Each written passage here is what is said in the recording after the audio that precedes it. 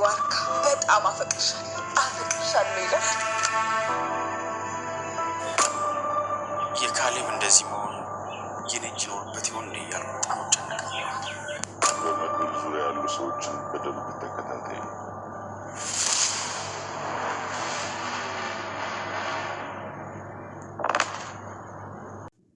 ሰላም ጤና ይስጥልኝ። እንዴት ናችሁ? ደህና ናችሁ ወይ?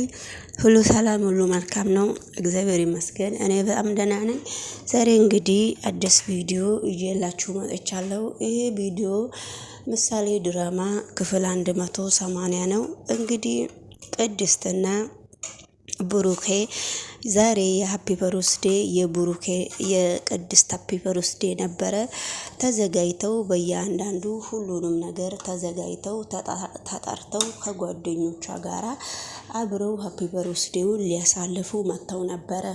ነገር ግን አበባና ያልተጠበቀው ኬክ ተገዝቶ አበባውን ብሩኬ እሷ ሀፒ በርዝዴ ከተባለች በኋላ አበባውን ሰጠች። ከዛ ሰጣት። አበባውንና ደብዳቤ ጽፎ ሲሰጣት ነበረ።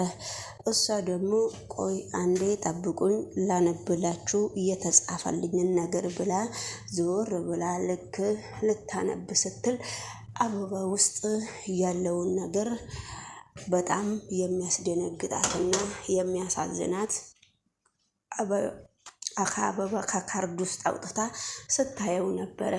ነገር ግን እንደዛ ካየች በኋላ ነገሮቹ ለሷ ከባድ ቢሆንም ነገሮቹ ግራ የገባው ነገር ቢሆንም ስለዚህ እንግዲህ በጣም ከባባድ ነገር ቢያጋጥማትም ደብዳቤውን ገለጥ አርግታ ስታነበውና ደብዳቤውን ስታየው ነበረ።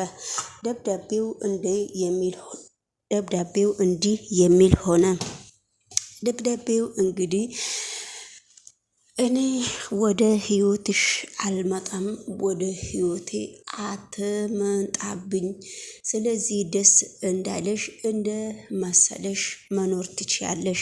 ነገሮቹ በአሁኑ ሰዓት ከባድ ቢሆንም ነገሮቹ ቀለል ያሉት ነገር አይደለም። ስለዚህ እንግዲህ ሁሉም ነገር ለበጎ ስለሆነ የብሩኬ ወንድም ታላቅም እንዴት ዛሬ በደስታዋ ቀን እንደዚህ ታረጋለክ? ያንተ ችግርስ ምንድነው? በሚል ሁኔታ በጣም አዝኖ ነበረ። እንግዲህ እሱ ካዘነ በኋላም ልጆቹ የቆሙት ከሷ ጋራ የሚሰሩት የቆሙትን ልጆች ምንም ማለት አይደለም፣ እኔ ነገሮቹን ለብቻዬ ተናግሬ እናስተካክለዋለንና አንተ ደግሞ ነገሮቹን ተወውና ስለዚህ ብሩኬ ደግሞ ሂድ፣ ሌሎቹ ኬካችሁን ይዛችሁ ወደ ሌላ ክፍል ገብታችሁ መጫወትና ማውራት ትችላላችሁ በሚል ሁኔታ እንግዲህ ተነጋግረው ነበረ። እንገጃ ብሎ ሲነጋገሩም ከዛ በኋላ ኬኩንና ሳህኖቹን ይዘው ወደ ሌላ ክፍል ሲገቡ ነበረ። ወደ ሌላ ክፍል ከገቡ በኋላ ነገሮቹ ለሷ በጣም ከባድ ቢሆንም ነገሮቹ እንግዲህ ለጊዜው እግሩ ላይ ወርቃ እግሩን ይዛ ቁጭ ስትል ነበረ። እንግዲህ የብሩኬ ወንድም በዛሬ ቀን እንዴት እንደዚህ ታረጋለክ ብሎ ወረቀቱንም ቀዶ ጣለው። እቃውንም አንስተው ወደ ሌላ ክፍል ገብተው ሰርተው እነሱ እንዲበሉ ነው ያደረገው ቆራርሰው ኬኩን። ስለዚህ ብሩኬ ወንድሜ ጤነኛ አይደለም፣ ጤነኛ ቢሆን ባንቺ ህይወት ላይ እንደዚህ አያረግምና በወንድሜ ይቅርታ አድርግለት፣ እንደዚህ አንቺም እንድትጨክንበት እኔም አልፈልግም በሚል ሁኔታ ነው እንግዲህ እኔ አልፈልግም በሚል ሁኔታ ላይ እንደዚህ ሲያሳልፉ ነበረ። ነገሮቹ በጣም ከባድ ቢሆንም ነገሮቹ እየከበዱ ነው። ስለዚህ እንግዲህ ውድ ተመልካች ነገሮቹ ለሱ ከባድ ቢሆንም በአሁኑ ጊዜ ለቅድስትም በጣም ከባድ ነው። ስለዚህ የቅድስት ጓደኞቹ ደግሞ ብሩኬ ምንድን ነው የሆነው?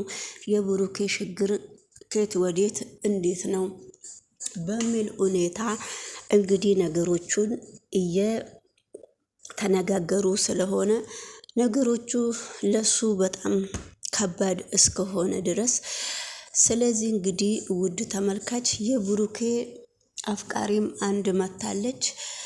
ብሩኬ እንግዲህ ቅድስት ከብሩኬ ህይወት ውስጥ ውጣልኝ ስላለች በፊት ቅድስት ኩሽና ውስጥ ከምሳሌ ጋራ ትሰራ ነበረ። አሁን ግን ዳጣና የሆነች አለም የምትባል ልጅ ነች እሷ ቤቷ የሚሰሩት ማለት ነው። ስለዚህ ቅድስትም እንግዲህ ስለ ብሩኬን እንዳፈቀረች አለም ከብሩኬ ጋራ መኖር እንደምትፈልግና ብሩኬን እያመሰገነች ስለሆነ ብሩኬን በድብቅ አሁንም ደብዳቤ ጽፎ እንደሚሰጣት በዛ ሰበብ ነው እንግዲህ ውድ ተመልካች እየተነጋገሩ ያሉት። ስለዚህ ነገሮቹ በጣም ከባድ ቢሆንም በአሁኑ ጊዜ ስለዚህ እንግዲህ ሁሉም ነገር ለመልካም ነው ብዬ አስባለሁ። ሁሉም ነገር ለበጎ ነው ብዬ አስባለሁ። ሁሉም ነገር እግዚአብሔር ደግሞ ለመልካም ነው የሚያደርገው ብዬ አስባለሁ። ስለዚህ ሰላም ጤና ይስጥልኝ ውድ ተመልካች፣ እንዴት ናችሁ? ደህና ናችሁ ወይ? ሁሉ ሰላም፣ ሁሉ መልካም ነው ወይ? እግዚአብሔር ይመስገን እኔ በጣም ደህና ነኝ።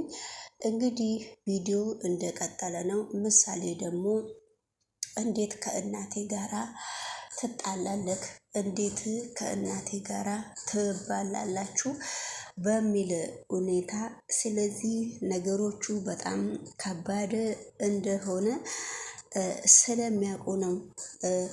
እኔ አንተ እናቴን እንድታስቀይማት አልፈልግም፣ በልደታ ቀን ቅድስትን ይቅርታ ማለት እንድትችል ነው የሚፈልገው በሚል ሁኔታ ነገሮቹ በእንደዚህ አይነት ሁኔታ እየተቋጩ እንዳልሆነ ቅድስትም እኔ ቅድስት ከሌለች ማንም ሰው የሰራውን ምግብ አልበላም ብላ እነዳጣንም እምቢ ብላለች። ሁሉንም ሰዎች እምቢ ብላለች ማለት ነው። እና ስለዚህ እንግዲህ ሁሉንም ሰዎች እምቢ እንዳለች ነገሮቹ በጣም ከባዶች እንደሆኑ ነገሮቹ ሁሉም ነገር ለበጎ እንደሆኑ ሁሉም ነገር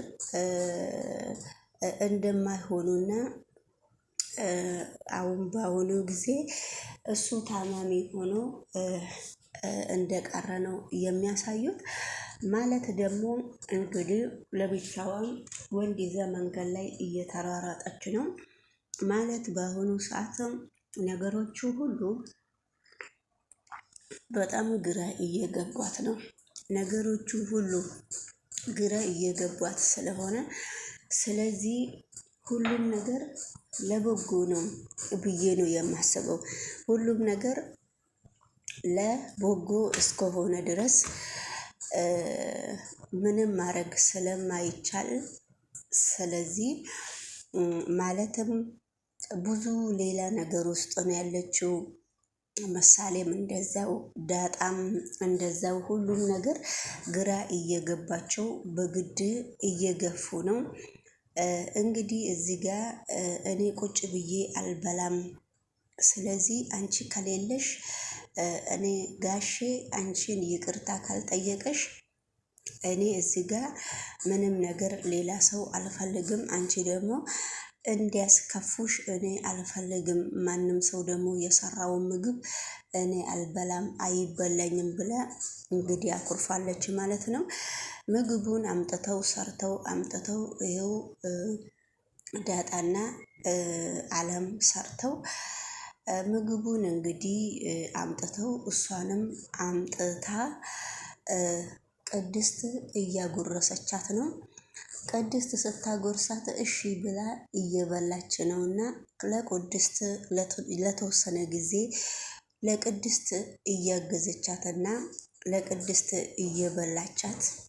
እያበላቻት እየሆነ ብሩኬ በዛን ጊዜ ምንም ነገር እንቅስቃሴ የሚያሳይና ከነሱ ጋራ የሚያወራና የሚጫወት ነገር አንዲት ነገር የለም። ስለዚህ አንዲት ነገር እስከሌለ ድረስ በነገራችን ላይ ልጅ አንዴ ከወደዳችሁ በጣም ከባድ ነውና አሁንም አባቴ ላንቺ ይቅርታ ካላረገ ምንም ነገር እንትን አይልም። እኔ ምንም ነገር አልበላም ለቅድስት ይቅርታ ካላረጋላት ብላ እያኮረፈች ነው። እያኮረፈች እስከሆነ ድረስ ግን 1000 ዓመት ኑሪሽ። እንኳን ደስ አለሽ። ቃል መገባ